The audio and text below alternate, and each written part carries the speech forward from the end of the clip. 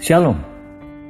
Renungan kali ini berjudul Pengadilan Pelayanan Orang-orang Kristen oleh Evangelis Lokamanya Prawiro. Kita sekarang akan mempelajari lebih detail prinsip-prinsip di mana orang-orang percaya mendapat upah untuk pelayanan mereka. Ini ditetapkan oleh Kristus dalam dua perumpamaan. Perumpamaan tentang talenta, Matius 25 ayat 14-30, dan perumpamaan tentang uang mina, Lukas 19 ayat 11-27. Tema sentral kedua perumpamaan ini sama, berurusan dengan kekayaan dan otoritas seseorang mempercayakan jumlah uang tertentu pada pelayan-pelayannya untuk dikelola mewakilinya, dan lalu ia pergi ke luar negeri. Lama sesudah itu, orang kaya ini kembali dan mengadakan perhitungan dengan pelayan-pelayannya, bagaimana setiap orang mengelola uang yang dipercayakan padanya. Dalam dua perumpamaan ini, 3 pelayan disebut secara individual. 2 pertama setia dalam mengelola uang tuan mereka, yang ketiga tidak setia. Ini bagaimana uang dibagikan dalam perumpamaan tentang talenta. Yang seorang diberikannya 5 talenta, yang seorang lagi 2, dan yang seorang lain lagi 1, masing-masing menurut kesanggupannya.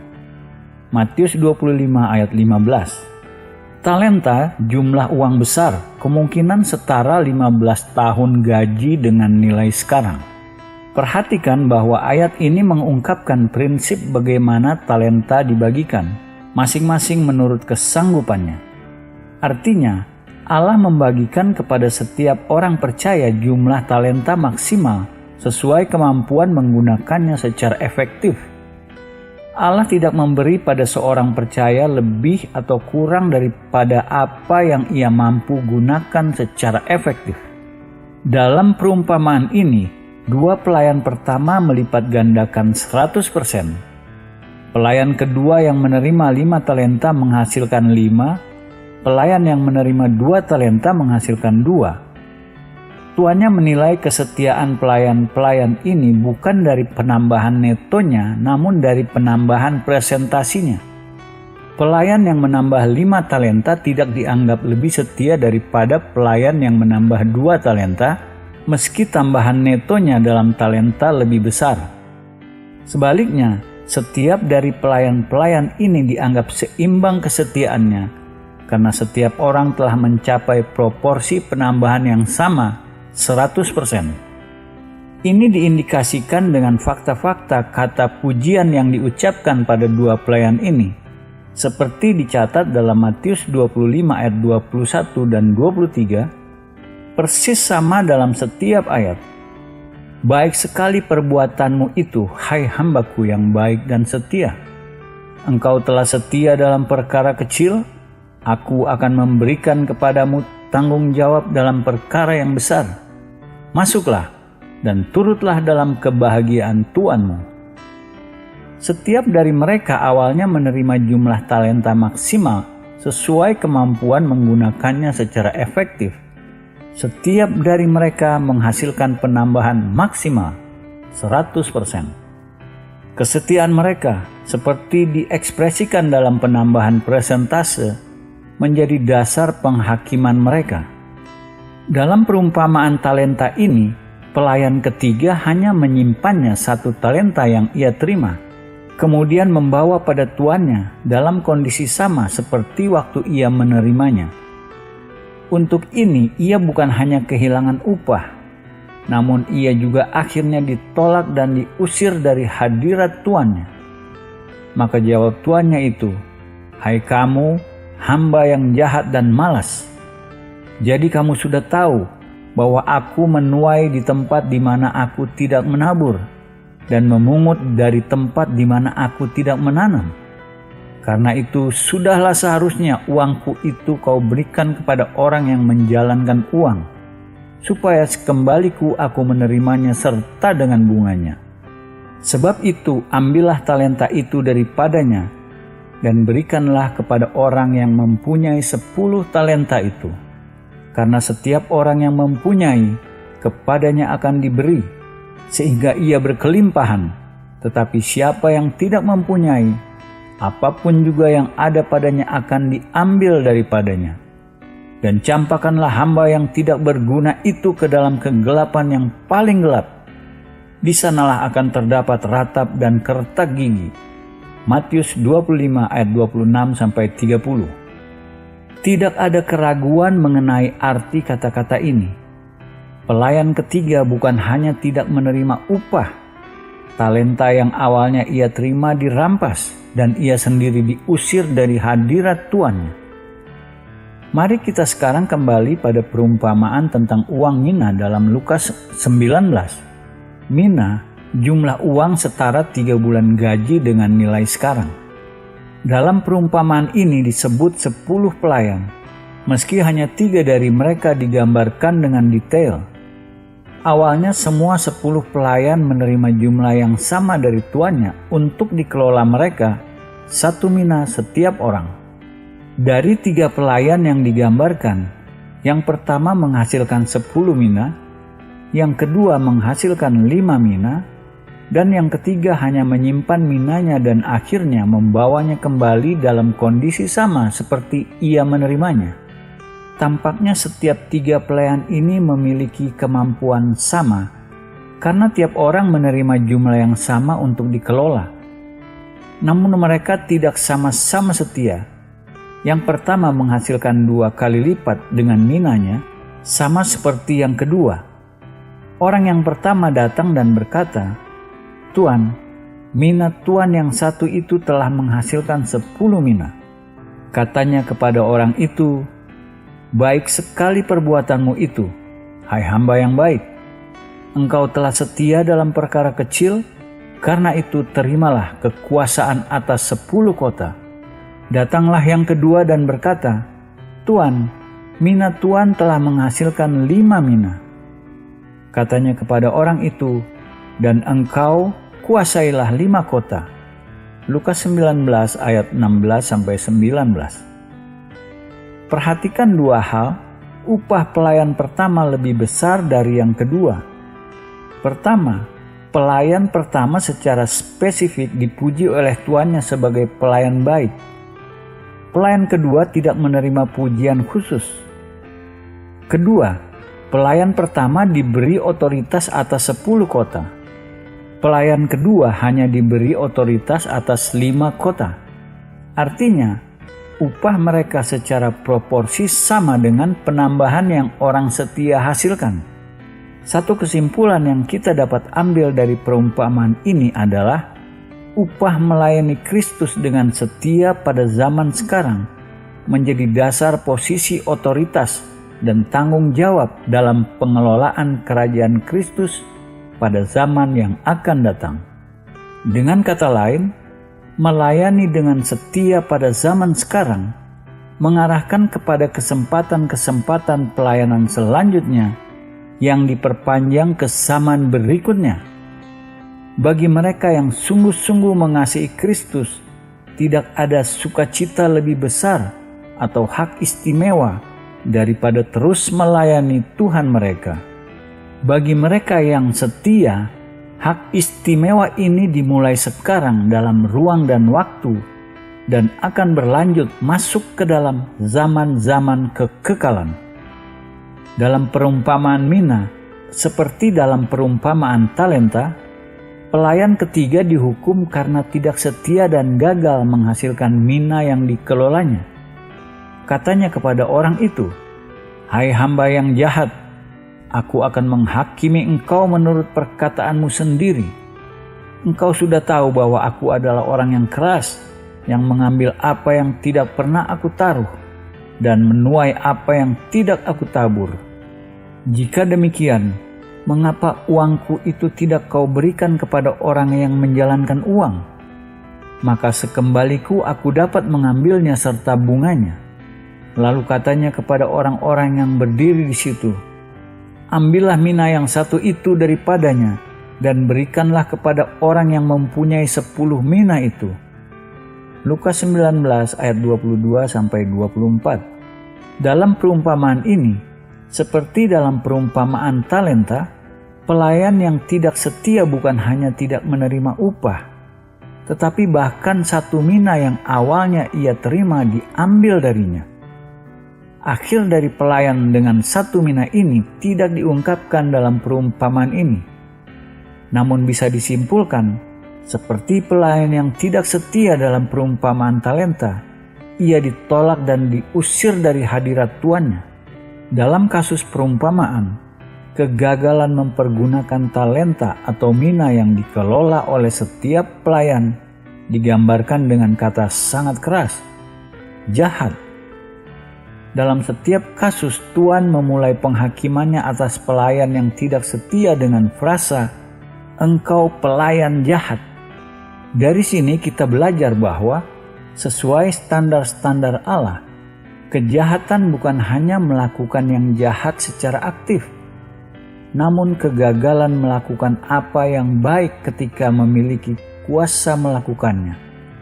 Jadi, jika seorang tahu bagaimana ia harus berbuat baik, tetapi ia tidak melakukannya, ia berdosa. Yakobus 4 ayat 17. Dengan kata lain, dosa-dosa karena kelalaian tidak kurang serius dibanding dosa-dosa karena kesengajaan. Pemikiran yang sama ada dalam pewahyuan nubuatan Maleakhi mengenai penghakiman Allah. Maka kamu akan melihat kembali perbedaan antara orang benar dan orang fasik, antara orang yang beribadah kepada Allah dan orang yang tidak beribadah kepadanya. Maleakhi 3 ayat 18. Di sini kita menemukan perbedaan jelas dan tajam yang dibuat Allah antara orang benar dan orang fasik. Orang benar didefinisikan sebagai mereka yang melayani Allah. Orang fasik sebagai mereka yang tidak melayani Allah. Sekali lagi pelajarannya jelas, tidak melayani Allah dengan sendirinya merupakan kejahatan. Kejahatan ini yang membawa pada penghukuman dan penolakan pelayan yang tidak setia dalam 2 perumpamaan yang kita sudah pelajari. Bukan dalam perumpamaan ini, pelayan yang ditolak melakukan kejahatan. Dalam setiap kasus, dasar penolakannya ia hanya gagal melakukan kebaikan yang ada dalam kuasanya untuk melakukan. Dalam kedua perumpamaan, Kristus mengindikasi prinsip penghakiman yang sama ini akan diaplikasikan pada semua orang yang mengklaim menjadi pengikut dan pelayan-pelayannya.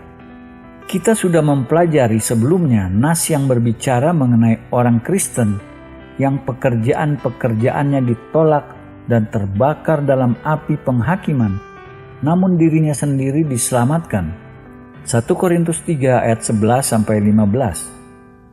Di lain pihak, dalam perumpamaan-perumpamaan yang kita sudah pelajari, pelayan yang tidak setia tidak hanya dirampas upahnya, namun ia sendiri juga ditolak dan diusir selamanya dari hadirat tuannya. Ini mengarahkan kita untuk bertanya, apa perbedaan dalam penilaian Allah dari 2 kasus ini? Kenapa dalam kasus yang digambarkan Paulus, pekerjaan-pekerjaan seorang percaya ditolak, namun dirinya sendiri diselamatkan, sementara dalam perumpamaan Yesus pelayan yang tidak setia bukan hanya kehilangan upahnya, tetapi dirinya sendiri juga ditolak dan diusir? Perbedaannya ini. Dalam kasus yang digambarkan Paulus, orang percaya itu mencoba melakukan sesuatu untuk tuannya. Contoh-contoh kayu, rumput kering, dan jerami menunjukkan bahwa ia melakukan sesuatu yang besar. Namun pekerjaannya bukan kualitas yang tahan terhadap ujian api. Namun aktivitasnya, meski meleset dan tidak mendapat upah, sedikitnya membuktikan imannya dalam Kristus murni.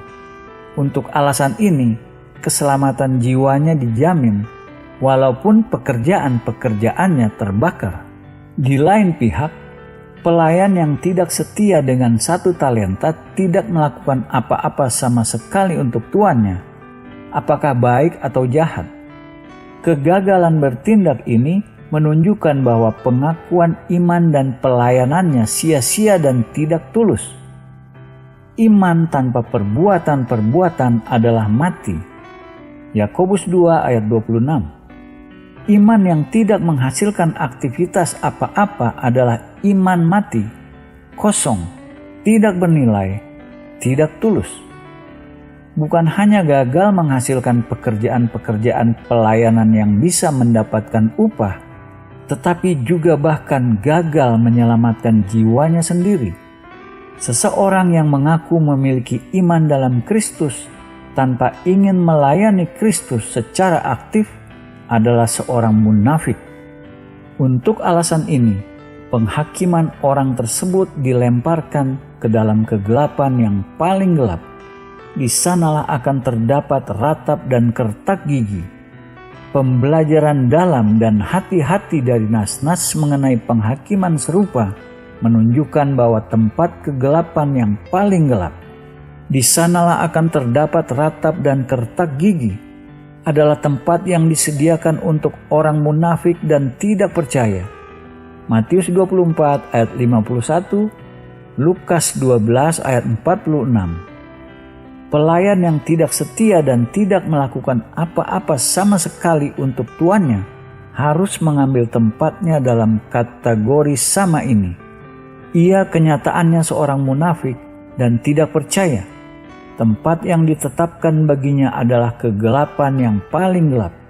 Penghakiman atas pelayan yang munafik ini mengarahkan kita pada satu kesimpulan penting sehubungan dengan peristiwa-peristiwa yang akan mengarah pada pengadilan takhta Kristus.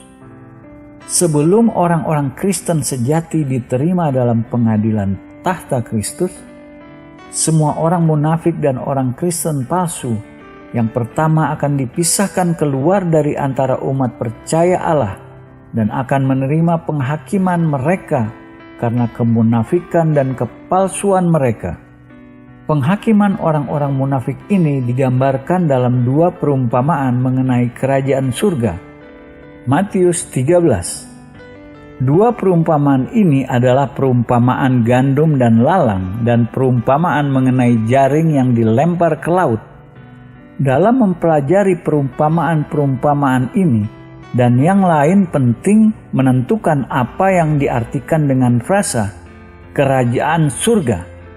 Dalam Matius 12 ayat 25-28 dan Lukas 11 ayat 17-20, Yesus berbicara tentang 2 kerajaan yang berlawanan satu sama lain, kerajaan Allah atau surga dan kerajaan Satan.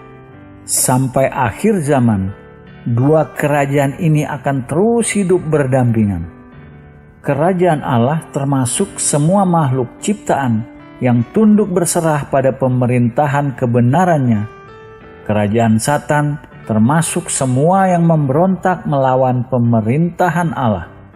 Dalam Efesus, Paulus mengungkapkan 2 tingkat kerajaan Satan. Ia menggambarkan sejumlah malaikat jahat yang mengikuti Satan, awalnya dalam pemberontakan melawan Allah. Efesus 6 ayat 12. Paulus juga berbicara mengenai orang-orang yang memberontak melawan Allah. Ia menyebut mereka orang-orang durhaka dan mengindikasi mereka dikendalikan oleh Satan sebagai penguasa kerajaan angkasa. Efesus 2 ayat 2. Injil kerajaan yang diproklamirkan oleh Yesus dan rasul-rasulnya adalah undangan yang ditawarkan oleh Allah pada orang-orang yang memberontak, namun tidak pernah ditawarkan pada malaikat-malaikat yang memberontak untuk keluar dari kerajaan Satan dan masuk ke dalam kerajaan Allah. Semua yang ingin menerima undangan ini harus memenuhi 2 syarat. Mereka harus bertobat dari pemberontakan mereka dan menyerahkan diri mereka dengan iman kepada Kristus sebagai pemimpin yang ditetapkan Allah. 2 perumpamaan ini, gandum dan lalang, dan jaring, Keduanya mengungkapkan bahwa beberapa dari mereka yang kelihatannya bagian dari kerajaan Allah sebenarnya belum memenuhi dua syarat ini. Mereka pura-pura bertobat dan berserah, namun tidak datang dari hati yang tulus. Akibatnya, tidak menghasilkan perubahan karakter di dalam sesuai syarat kerajaan Allah. Satu tujuan utama dari kedua perumpamaan adalah mengungkapkan penghakiman khusus Allah atas orang-orang munafik ini pada akhir zaman. Dalam perumpamaan pertama dari dua perumpamaan, pelayan-pelayan bertanya pada pemilik ladang jika mereka harus mencoba mencabut lalang. Tetapi ia berkata, "Jangan, sebab mungkin gandum itu ikut tercabut pada waktu kamu mencabut lalang itu." Matius 13 ayat 29. Ini mengindikasi bahwa akan sangat sulit bagi pelayan-pelayan membedakan lalang dan gandum. Yesus memberi interpretasi lengkap mengenai seluruh perumpamaan ini. Ia menjawab, katanya, "Orang yang menaburkan benih baik ialah anak manusia. Ladang ialah dunia. Benih yang baik itu anak-anak kerajaan dan lalang ialah iblis. Waktu menuai ialah akhir zaman dan para penuai itu malaikat. Maka seperti lalang itu dikumpulkan dan dibakar dalam api, demikian juga pada akhir zaman. Anak manusia akan menyuruh malaikat-malaikatnya dan mereka akan mengumpulkan segala sesuatu yang menyesatkan dan semua orang yang melakukan kejahatan dari dalam kerajaannya. Semuanya akan dicampakkan ke dalam dapur api. Di sanalah akan terdapat ratapan dan kertakan gigi. Pada waktu itulah orang-orang benar akan bercahaya seperti matahari dalam kerajaan Bapa mereka. Siapa bertelinga, hendaklah ia mendengar." Matius 13 ayat 37-43. Yesus mengidentifikasi lalang sebagai anak-anak si jahat. Keberadaan mereka di ladang bukan kebetulan. Mereka dengan sengaja ditaburkan di antara gandum oleh Satan. Dengan kata lain, bagian dari strategi Satan menanam orang-orang munafik di antara orang-orang Kristen sejati. Satu cara di mana ia ingin mendiskreditkan atau menghilangkan kepercayaan kesaksian gereja. Yesus melanjutkan bahwa dalam penghakiman pada akhir zaman, malaikat-malaikat akan mengumpulkan orang-orang Kristen palsu dari antara yang benar dan melemparkan mereka ke dapur api, di mana di sana ada ratap dan kertak gigi. Setelah ini, lalu orang benar akan bercahaya seperti matahari dalam kerajaan Bapa mereka. Dengan kata lain, orang-orang Kristen palsu yang akan pertama dipisahkan dan dilempar ke dalam penghakiman api. Setelah itu, orang-orang Kristen sejati akan diubah dalam tubuh kebangkitan kemuliaan mereka. Perumpamaan jaring mengandung pewahyuan sama. Demikian pula hal kerajaan sorga, itu seumpama pukat yang dilabuhkan di laut, lalu mengumpulkan berbagai-bagai jenis ikan. Setelah penuh, pukat itu pun diseret orang ke pantai, lalu duduklah mereka dan mengumpulkan ikan yang baik ke dalam pasu, dan ikan yang tidak baik mereka buang. Demikianlah juga pada akhir zaman. Malaikat-malaikat akan datang memisahkan orang jahat dari orang benar, lalu mencampakkan orang jahat ke dalam dapur api. Di sanalah akan terdapat ratapan dan kertakan gigi. Matius 13 ayat 47-50. Dalam perumpamaan ini, jaring dilempar ke laut merepresentasi Injil kerajaan yang diproklamirkan di seluruh dunia. Berbagai makhluk yang ditangkap dalam jaring mempresentasi semua mereka yang sudah membuat respon positif pada undangan Injil, termasuk orang-orang dari setiap jenis, baik dan jahat, adil dan jahat. Pada akhir zaman, malaikat-malaikat akan memisahkan orang-orang jahat dari yang benar dan melemparkan mereka ke dalam tempat penghukuman. Hanya sesudah itu, yang baik dan benar akan menerima berkat dan upah kekekalan dengan Kristus. Dalam pewahyuan ini, kita melihat alasan lain kenapa penghakiman dilaksanakan sebelum pengadilan takhta Kristus. Sebelum penghakiman orang-orang percaya sejati dilaksanakan, malaikat-malaikat sudah memisahkan dan melempar semua orang munafik dan orang-orang Kristen palsu ke tempat penghukuman. Maka mereka yang hadir di hadapan pengadilan takhta Kristus untuk menerima upah mereka hanya orang-orang percaya sejati dan benar, yang keselamatan jiwa-jiwanya secara kekekalan dijamin melalui iman tulus mereka berdasarkan kebenaran Kristus sendiri. Mazmur secara nubuatan mengacu pada proses memisahkan orang-orang munafik dan orang-orang percaya palsu sebelum penghakiman orang-orang percaya sejati. Bukan demikian orang fasik. Mereka seperti sekam yang ditiupkan angin. Sebab itu, orang fasik tidak akan tahan dalam penghakiman. Begitu pula orang berdosa dalam perkumpulan orang benar. Mazmur 1 ayat 4 dan 5. Dalam nubuatan ini, orang fasik dibandingkan dengan sekam, sementara orang benar dibandingkan dengan gandum. Sebelum gandum dikumpulkan ke dalam lumbung, sekam yang pertama disingkirkan. Sebelum orang benar masuk ke dalam upah kekekalan mereka, orang jahat pertama diputus keluar dari antara mereka dan dilempar ke tempat penghukuman. Untuk alasan ini, pemazmur mengatakan bahwa orang-orang fasik dan berdosa tidak akan pernah diizinkan mengambil tempat mereka dalam penghakiman orang benar atau sebelum pengadilan takhta Kristus. Mereka juga tidak diterima dalam perkumpulan orang benar dalam kekekalan. Kita bisa nyatakan kesimpulan ini sebagai berikut.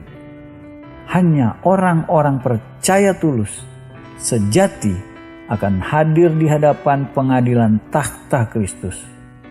Sebelum ini, dengan intervensi malaikat-malaikat, semua orang munafik dan orang-orang Kristen palsu akan dibersihkan keluar dan dilemparkan ke tempat penghukuman api.